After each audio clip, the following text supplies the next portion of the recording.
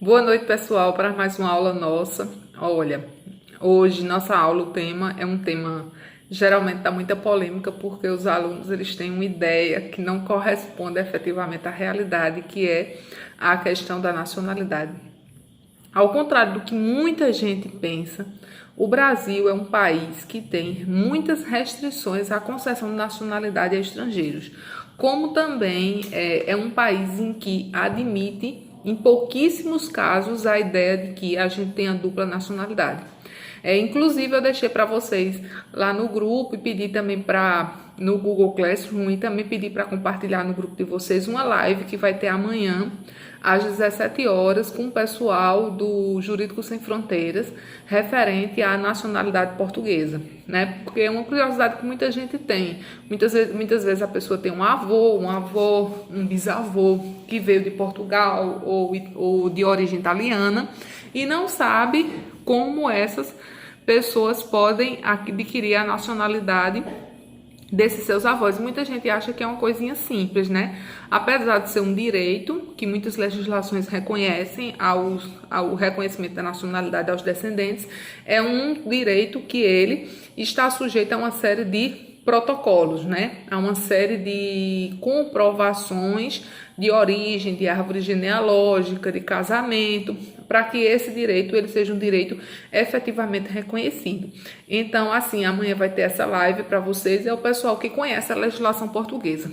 Toda vez que a gente está falando de nacionalidade ou de reconhecimento dessa nacionalidade, a gente tem que pensar que a gente tem que adentrar na legislação específica desses países e entender o que essa legislação diz, como também além dos documentos e para ver como se dá esse processo de reconhecimento. Então, o fato da gente ter uma nacionalidade ou um pretenso direito, esse direito ele não se dá de forma automática. Por exemplo, o reconhecimento da nacionalidade italiana pode durar 2, 3, 4, 5 anos, sendo encaminhados os documentos para eles fazerem essa apreciação e essa concessão de nacionalidade. Então, é interessante aí de quem tem algum tipo de interesse da nacionalidade em si portuguesa, de pesquisar. Já vi também uns sites bem interessantes também no Instagram sobre nacionalidade italiana, inclusive pessoas que prestam esse serviço de acompanhamento documental da Convenção de Haia sobre apostila, de pesquisa, né?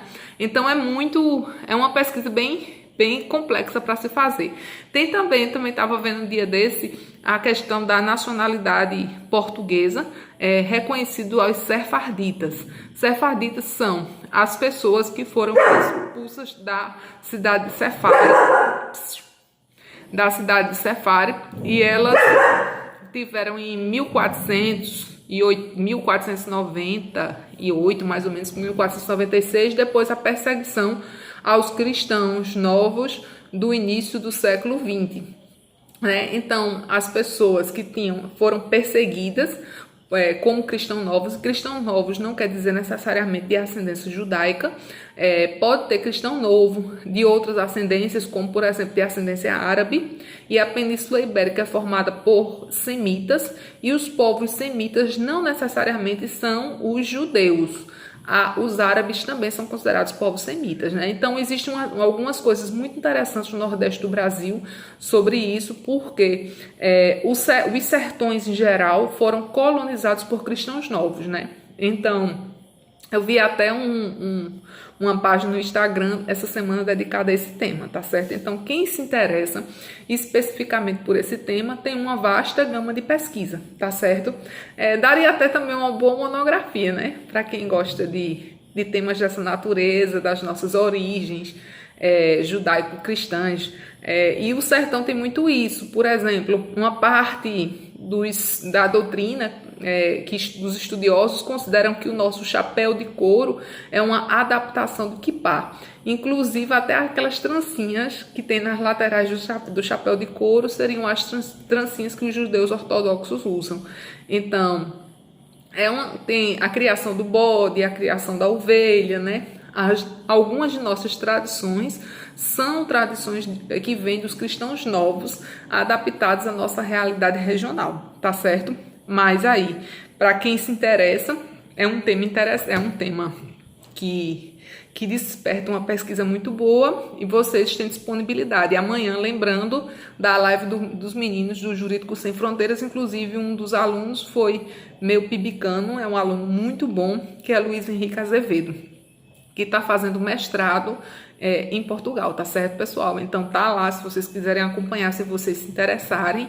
Mas assim, em si não tem como a gente, em cada aula, discutir o tema do reconhecimento da nacionalidade, porque nesse caso a gente teria que adentrar especificamente na legislação de cada país. Não existe uma uniformidade. Inclusive, a gente não tem nenhum tratado internacional que fale sobre a concessão dessa nacionalidade, certo? Até porque a concessão, reconhecimento da nacionalidade, ela depende das tradições de cada país, né? Então, além de tudo isso, a gente tem ainda uma questão racial muito importante dentro desses países. Então, esses países, eles têm principalmente os países europeus, uma tradição de reconhecer os vínculos sanguíneos como um vínculo muito mais forte até com os vínculos territoriais. Eu escutei um dia de um imigrante africano na Itália, numa entrevista, que ele disse aqui que os filhos dele que nasceram na Itália, que foram criados na Itália, eram menos italianos do que muitos brasileiros que pedem o reconhecimento da nacionalidade italiana, mas que nunca pisaram na Itália, né? Então, até hoje a Europa ela tem uma discussão muito interessante em relação a esse caráter até mesmo racista desse reconhecimento da nacionalidade, certo? E o brasileiro, ele é muito engraçado em relação a essas coisas, até porque a gente talvez ainda continue com aquela síndrome do vira-lata, né? Alguns brasileiros, por exemplo, tem um amigo meu que disse que tem um amigo lá em São Paulo que a mãe é cearense e o pai é descendente de italiano, né? Filho de italiano. E o cara utiliza o sobrenome italiano e se considera descendente de italiano, mas não menciona a sua descendência de nordestino. Então a gente tem ainda no Brasil essa questão muito forte, né? De onde você vem, de quais suas origens, de uma negação em si da nacionalidade brasileira, certo? Nossa aula de hoje é sobre a nacionalidade brasileira, porque na próxima sexta-feira eu gravo a aula e até pedi para a Emanuele perguntar nos grupos qual era o interesse, se vocês preferiam uma aula gravada ou se vocês preferiam uma aula pelo Meet, ou gravada pelo Meet, alguma coisa. Aí eles que o pessoal preferia aula gravada porque eles tinham mais oportunidade de assistir a aula, inclusive nas vésperas da prova e nos outros horários. Então eu estou disponível e vocês passem mensagem, pode ser a mensagem inbox lá no Google Classroom, que eu faço a aula gravada ou a aula do Meet de acordo com a necessidade de vocês, tá certo, pessoal?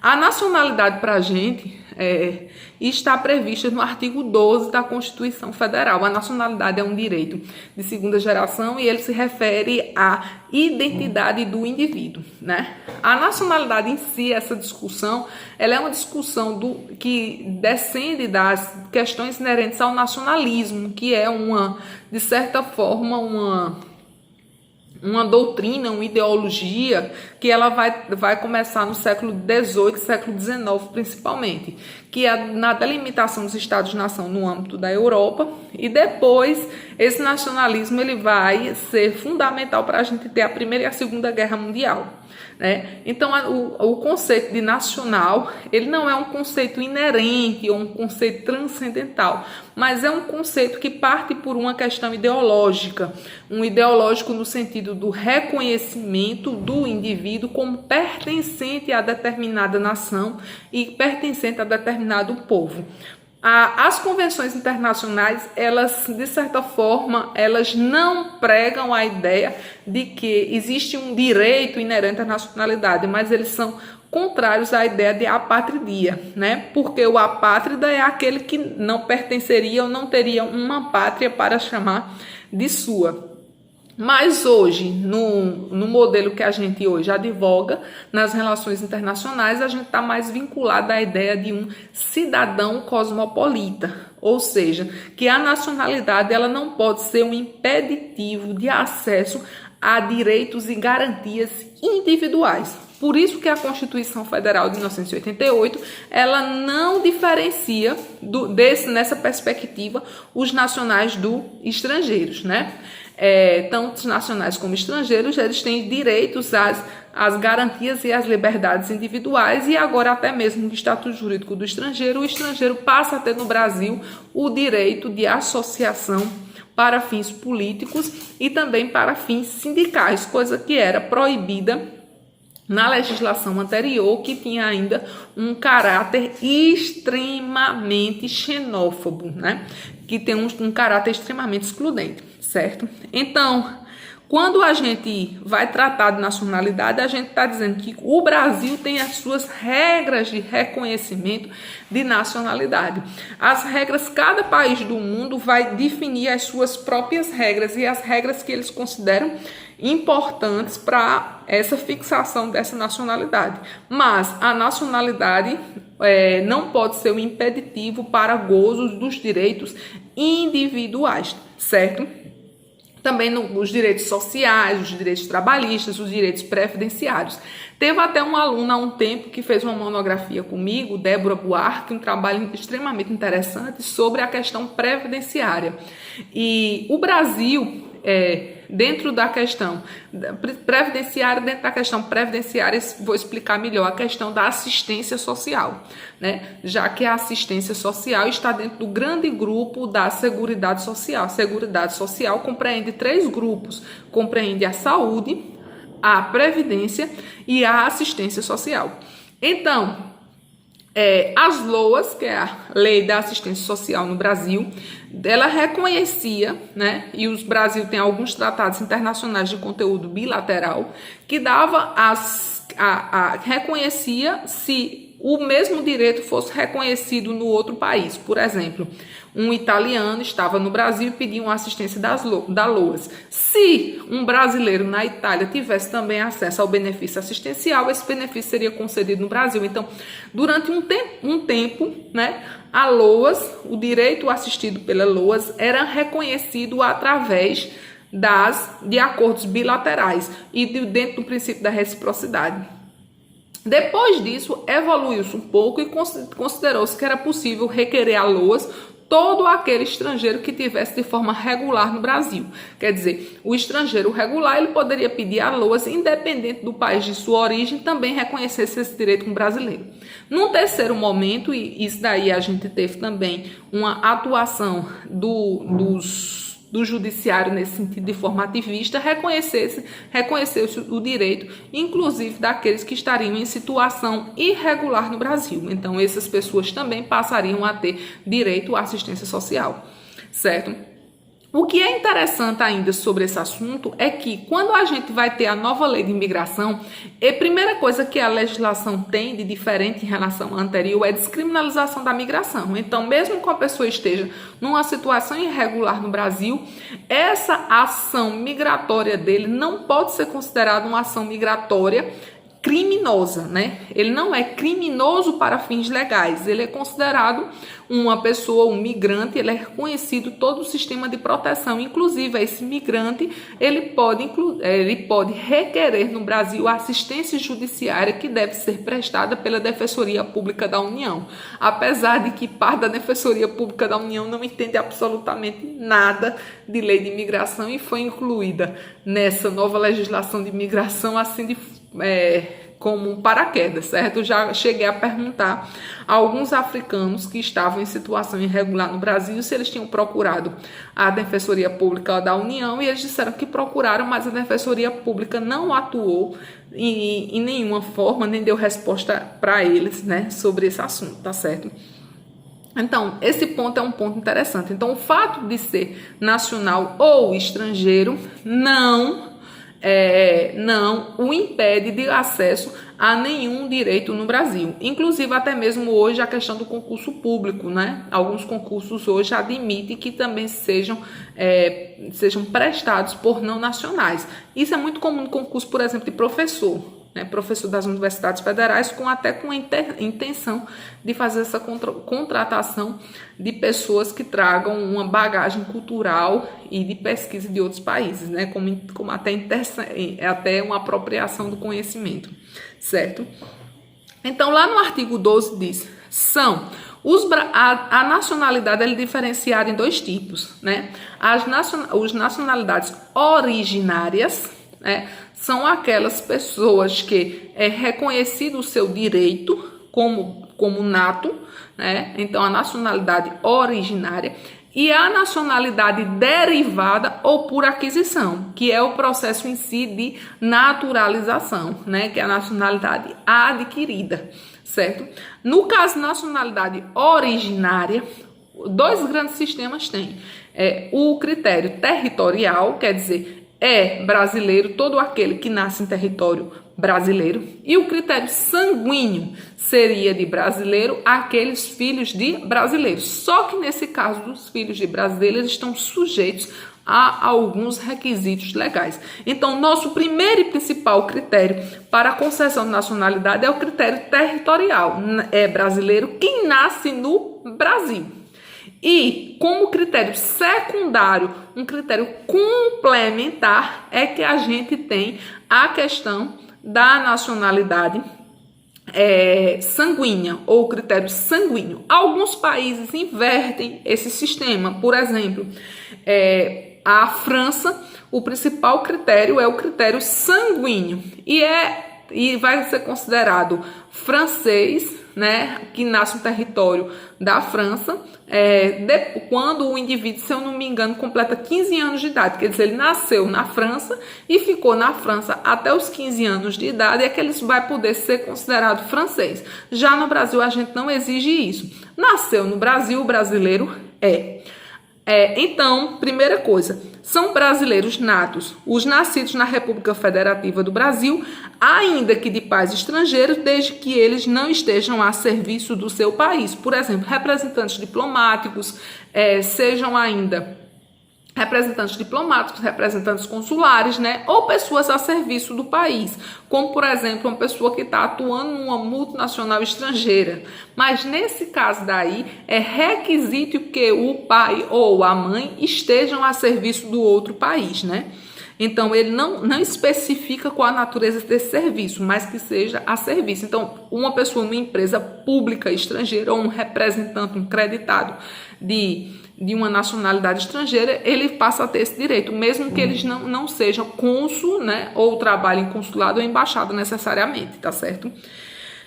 Também são considerados brasileiros os nascidos no estrangeiro de pai ou mãe brasileira, desde que qualquer deles esteja a serviço da República Federativa do Brasil, certo?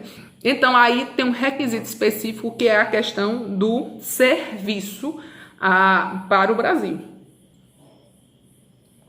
E a gente tem um terceiro requisito, que são os nascidos no estrangeiro de pai ou mãe brasileira, desde que sejam registrados em repartição pública brasileira competente. Então, o que é isso? A pessoa, por exemplo, vamos imaginar a gente que vai estudar, fazer um mestrado e tal, tem um filho no estrangeiro.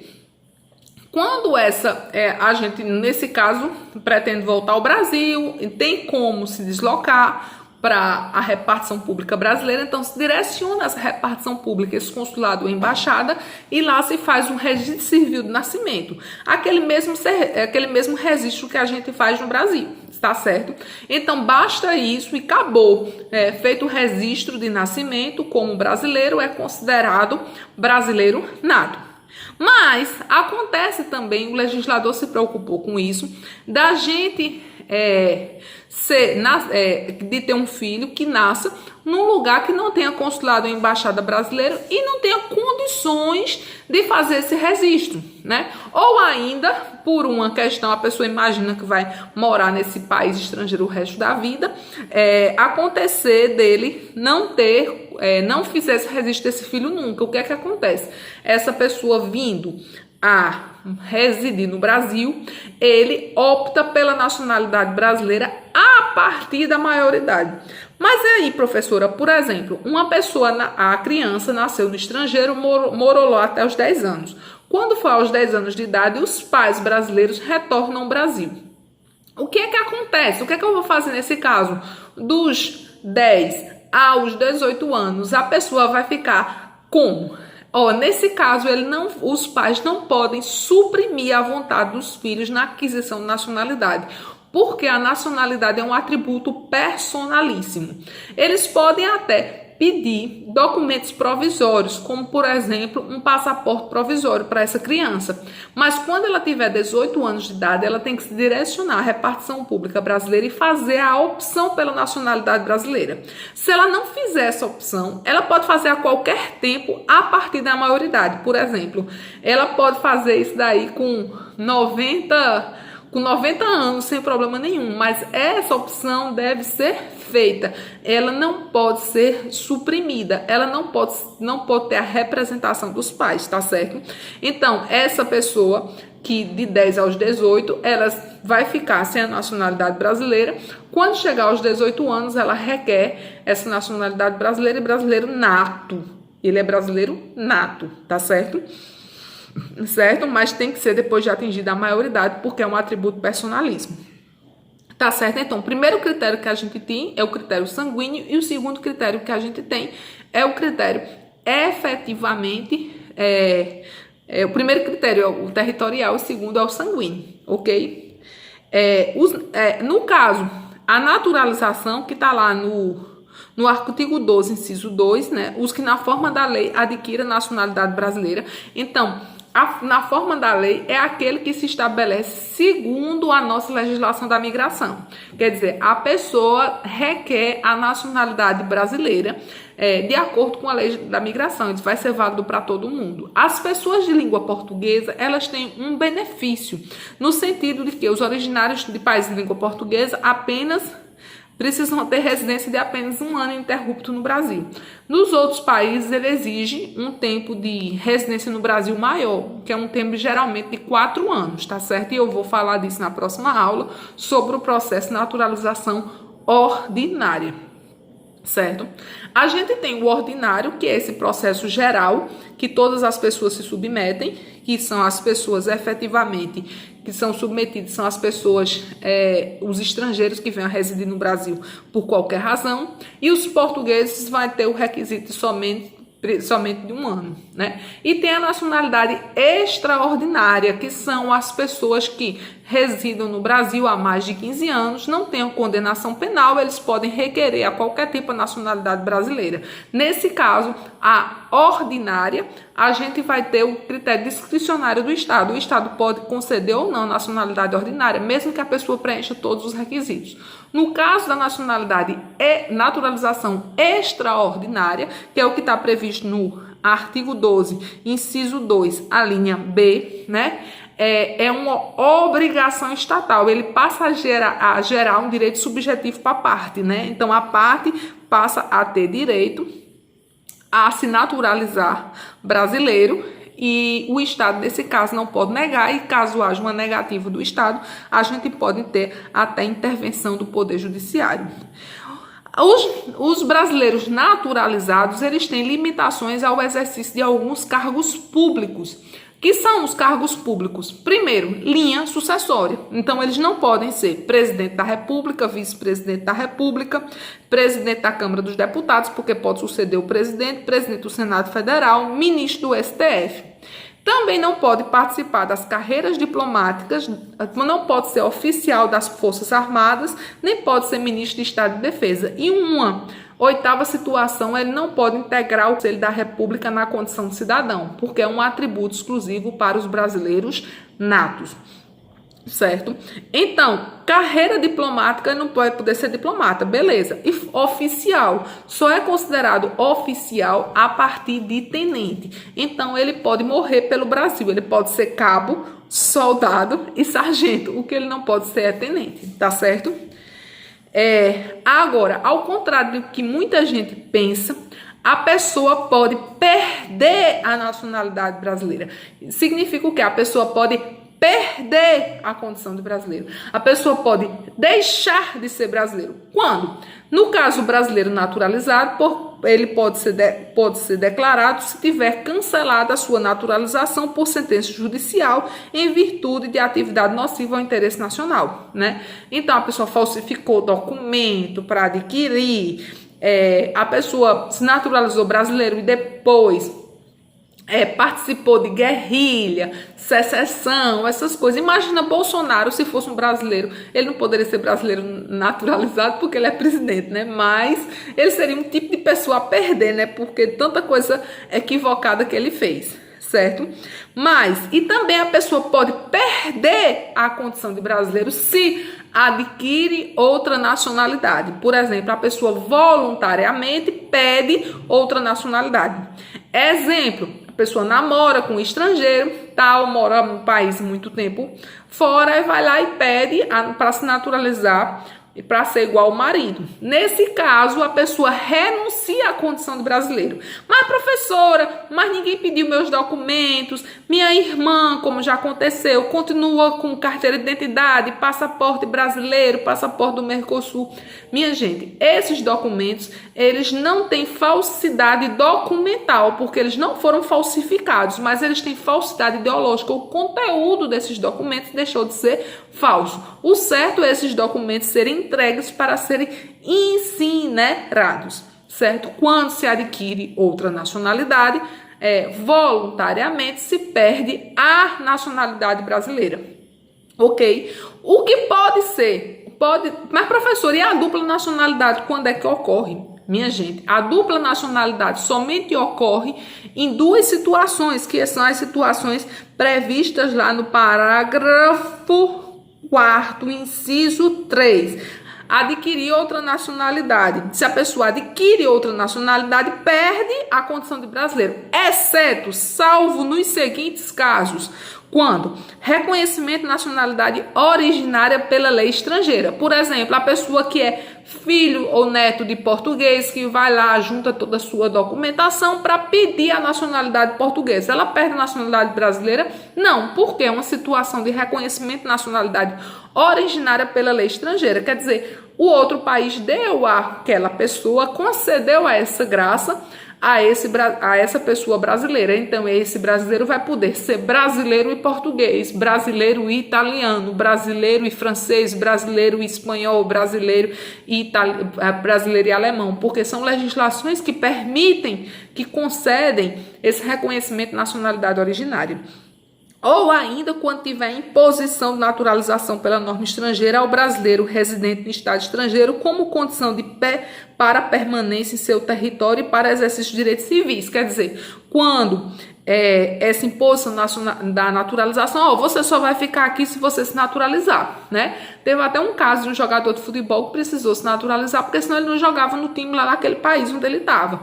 Então foi uma condição para que ele trabalhasse, para que ele tivesse uma vida normal, para que ele permanecesse naquele território. Por quê? Se um brasileiro reside em qualquer lugar do mundo, ele vai ter limitações originárias dentro daquele país. Então, o país ele tem suas próprias limitações ao exercício da vida civil daquele brasileiro, tá certo?